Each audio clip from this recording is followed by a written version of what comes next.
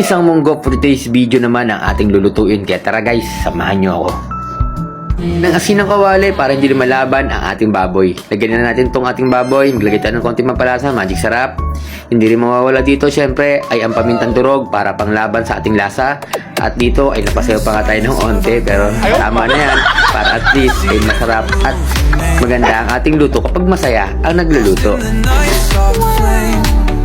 Pag ganito na nga ang itsura ng ating baboy, syempre ay lagay natin yung kamatis. Lutuin natin ang gusto yung kamatis para naman mamula-mula ang sabaw natin mamaya. Pagkatapos nyan, ilagay na natin ang bawang sibuyas at pampalasa at ilagay na rin natin itong ating munggo na pressure cooker at malambot na. Ako naman pala ang kukumpleto sa ating munggo at hindi rin mawawala dyan ang chicharon. Maingay kapag iyong kinain. At eto na nga ang finished product natin mga kasipag. Kaya tara, samahan nyo akong kumain.